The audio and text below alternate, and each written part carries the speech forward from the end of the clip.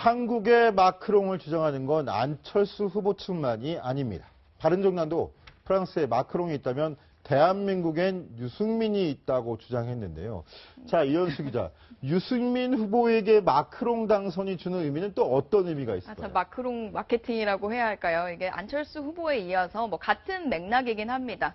마크롱 대통령이 이제 중도 신당, 의석이 없는 중도 신당에서 대통령이랑 쾌거를 이뤄낸 것과 마찬가지로 바른정당 최근에 탈당을 해서 20명 의석이 20석이 남아 있습니다.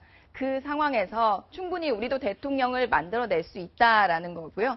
특히 프랑스 대선을 살짝 살펴보면요. 그 전에 4명의 후보가 출마를 했었는데 거의 4명이 모두 다 오차범위내 접전을 벌일 정도로 혼전 양상이었습니다. 그러나 프랑스에는 결선 투표제가 있어서요. 1, 2위가 다시 맞붙으면서 마크롱 대통령이 탄생한 거거든요. 그러니까 우리나라의 약간 다자구도와는 다른 선거 양상이지만 의석이 없는 중도 신당을 만들어서 대통령까지 이뤄내는 중도의 승리 우리나라도 할 수 있다라는 맥락에서 유승민 후보도 마크롱 마케팅에 나서고 있는 것으로 보입니다. 그러니까 안철수 후보나 유승민 후보가 왜 자꾸 이게 마크롱 마케팅을 하느냐 보면 우리나라 국민들은 의석수가 적은 정당의 후보가 대통령이 됐을 때 이 전국을 운영하는데 힘들지 않겠냐 이러한 편견을 가지고 있는 유권자가 상당수입니다. 그렇기 때문에 지금 국제 정서가 마크롱이 된 것을 보면 절대 그런 것이 아니다. 사람은 능력으로서 대통령이 될 수 있는 시대가 왔다. 이런 것을 강조함으로써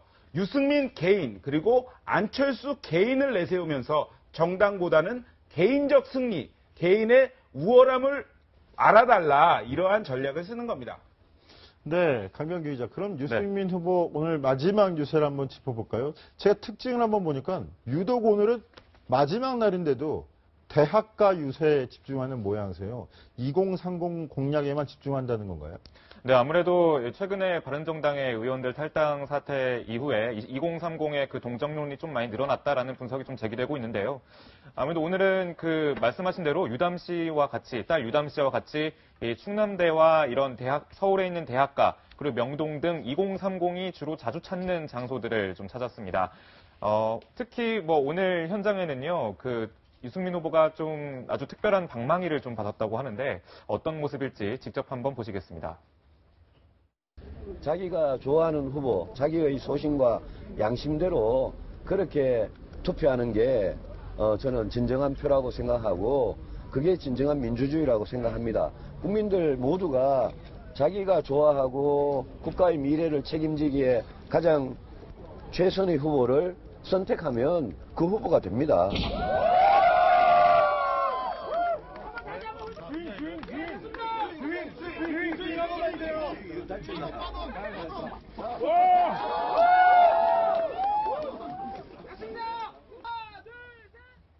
네, 강병규 기자. 네. 대학생들 둘러싸여서 강연을 하듯이 민주주의에 대해 설명하다가 갑자기 나타난 야구방망이 저건 뭔가요? 네, 아무래도 유승민 후보가 예전에 사회인 야구를 좀 한 적이 있었거든요. 근데 이제 자신이 이제 좀 활동적이다라는 걸 좀 강조하기 위해서 이런 야구를 했던 기억들을 많이 소개를 해줬었는데. 왜 충남대학교죠? 예, 충남대학교. 오전 유세 장면인 것 같아요. 예, 오전 유세 장면이고요. 저 방망이를 들고 이제 이렇게 또 얘기를 한 바가 있었습니다. 자신은 이제 사회인 야구 시절에 역전 2점 홈런까지 때린 적이 있다. 친 적이 있다. 그러니까 그런 말은요. 그러니까 이번 좀 수세에 밀렸어도 이 대선 때 역전을 하겠다. 혹은 이런 다양한 좀 가능성을 내비치는 그런 의사를 같이 표명했던 것으로 전해졌습니다. 최석호 기자, 역전 홈런이다 이렇게 얘기했는데 그만큼 야구 방망이가 특별한 사연이 있는 거예요? 아니면은 특별한 선물인가요? 아니, 특별하기보다는 저는 저 야구 방망이를 선물한 학생 굉장히 센스가 있는 것 같습니다. 지금 유승민 후보에게 가장 필요한 것은 어찌 보면 말로 홈런일 수도 있습니다. 바른정당 의원들의 줄탈당 사태, 집단 탈당이죠.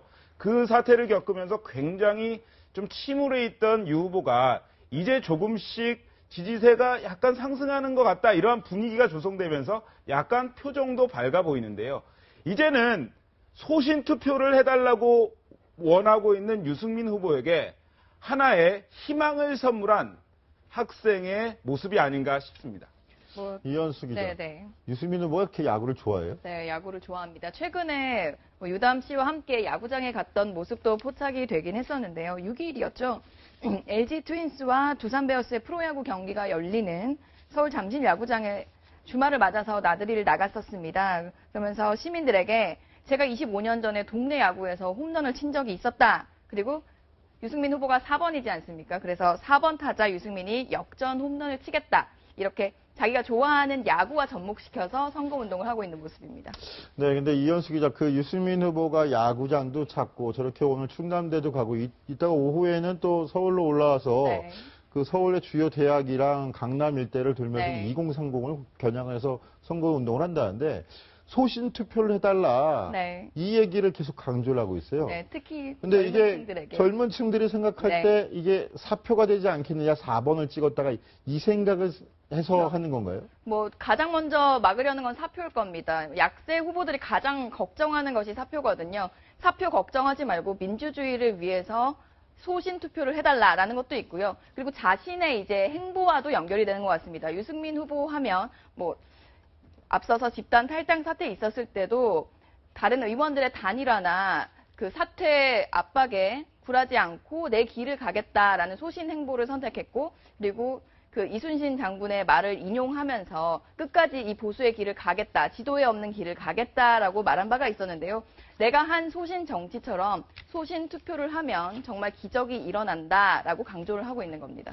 네, 강병기 기자. 네. 오늘 그 유승민 후보 유세 모습을 보니까 옆에 선거운동복을 입은 그 딸 유담 씨 모습이 다시 눈에 띄는데. 네, 그렇습니다. 지난주 불미스러운 일 이후에 주말부터 다시 선거운동을 재개했다면서요? 예, 그렇습니다. 지난 4일이었죠. 홍대에서 어떤 남성에 의해서 성추행 피해를 당한 것으로 알려진 유담 씨가 이제 6일날 다시 나타났습니다.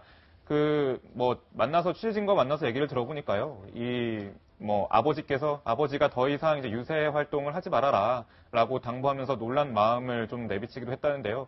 그런데 유담 씨는 좀 꿋꿋하고 의젓한 표정으로 이렇게 얘기했습니다. 아버지를 자식이 돕지 않는 것이 더 이상한 일이다라고 대답을 했는데, 실제로 유담 씨가 어떤 말을 했는지 직접 한번 보시겠습니다. 하루 동안 쉬면서 생각해 봤습니다. 이런 불미스러운 일이 생겼을 때일수록 더 당당히 나서야 한다고 생각했습니다. 피해자가 숨어야 하는 일은 저희가 살아가야 할 우리나라에서 절대 있어서는 안 될 일이고, 저희 아버지 유승민 후보가 꿈꾸는 대한민국에서는 결코 없을 일입니다. 후보 가족이 후보자를 돕는 거는 너무 당연한 일이라고 생각하고요. 자식이 아버지를 돕지 않는 게 더 이상한 일이라고 생각합니다. 이현수 기자, 네. 그 지난주 토요일 날 선거 유세를 다시 재개하면서 유담 씨가 언론들 앞에 서서 밝힌 내용인데 그렇죠. 상당히 저렇게 길게 얘기하는 건 저도 처음 들어본 것 그렇죠. 같고, 근데 메시지가 굉장히 명확하게 들리네요. 네, 그리고 뭐 기자들이 사실 취재진들이 먼저 묻기에도 좀 어려운 질문인데 선뜻 이제 먼저 입장을 발표를 해줬다고 합니다. 특히 유담 씨의 말 중에서 뭐 특정 후보나 뭐 특정 인사를 벗어나서 피해자가 숨어야 하는 일은 절대 있어서는 안 된다는 말은 사실 상당히 공감하는 부분이고 취재진들에게도 상당히 설득력 있게 들렸다고 하는데요. 그 유담 씨 같은 경우는 이렇게 뭐 되게 진지하게 얘기하는 모습이 보였는데 그 전에 살짝 연습도 하는 모습을 보이면서 취재진들과 이렇게 친화력 있게 잘했다고 하더라고요. 네, 강병규 기자. 네. 그런데 유담 씨 말 중에서 마지막 저 말이 좀 인상적이에요. 자식이 아버지를 돕지 않는 게 더 이상한 일이라고 생각합니다. 네. 라고 하는 게 이게 일각에서는 문재인 후보 측 아들, 그 특혜 취업 의혹이 제기된 문준용 씨를 겨냥한 거 아니냐. 지금까지 단 한 번도 선거 지원 유세에 나오지 않은 문준용 씨를 겨냥한 말이 아니냐라고 이렇게 얘기를 하는데, 강병규 기자 보기에는 어떻습니까? 다른 당에서 지금 공세를 시작했죠, 오늘 집중적으로. 네, 그렇습니다. 문준용 씨와 관련된 여러 가지 의혹들을 설명을 하면서 유담 씨마저 저렇게 또 얘기를 하니까 더 그런 의혹이 불거지는 것 같은데요. 사실 유담 씨가 말한 저 의도를 문준용 씨를 대상으로 한 것이다라고 단정을 지을 수는 없습니다. 단정을 지어서도 안 되고요. 그런데 이제 다른 후보들 같은 경우는 이런 자식들이 나서서 아버지의 그런 당선을 돕는 모양새인데 유담도 그런 측면에서 그냥 유담 씨도 순수하게 자신의 그런 의도를 얘기한 것 아니냐라는 분석이 또 나올 수 있기 때문에 문준용 씨를 대상으로 한 거 아니냐라는 얘기를 하는 사람들도 있지만 사실 그렇게 단정을 딱 짓기에는 좀 어려운 상황이죠. 자, 그런데 네. 오늘 자유한국당이나 국민의당에서도 유독 네. 문준용 씨에 대한 의혹을 집중했어요. 막판이라서 그렇기도 하지만 그렇죠. 자유한국당은 특히 좀 약간 좀 더 과격해진 것 같은데 네, 어떤 내용이었습니까? 선거 막판도 있고요. 뭐 문준용 씨를 사실 특정했다기보다 문재인 후보를 집중 겨냥한 것으로 보입니다. 특히 문재인 후보 여전히 불거지고 있는 문준용 씨 의혹 관련해서 왜 문준용 씨는 공개 현장에 나오지 않느냐라는 말로 시작을 한 거라고 하면서 뭐 정우택 대표 권한대행 같은 경우는 자기가 많은 선거를 치러봤지만 이런 경우는 처음 봤다라는 얘기를 하기도 했고요. 그리고 뭐 문준용 씨 관련해서 국민의당 쪽에서도 공세를 높이는 모습이었습니다. 네. 국민 지명수배라는 표현까지, 이현수 기자 사례가 좀 틀린 것 같은데, 죄송합니다. 자, 국민 지명수배라는 표현까지 그러는데 약간 좀 너무 심한 거 아니냐, 이런 그 반응도 있죠. 예, 아무래도 오늘이 어버이날이다 보니까 좀 더 그런 공세 수위를 자유한국당과 국민의당에서는 높이고 있는 것으로 보입니다.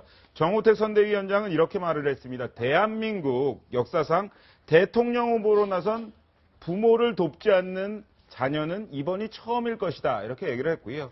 박지원 대표도 어버이날인데 채용 비리 고백은 안 해도 좋으니까 카네이션이라도 달아드리길 바란다. 이렇게 비꼬았는데요. 일각에서는 문준용 씨가 기자회견을 한다는 가짜뉴스까지 나오면서 논란이 되기도 했습니다.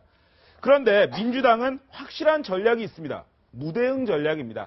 지금 문준용 씨가 나온다고 해서 뭐 크게 달라질 것은 없는 상황입니다. 오히려 문재인 후보의 대세론에 악영향을 줄 수 있다. 이러한 생각을 하면서 무대응 전략으로 일관하고 있습니다.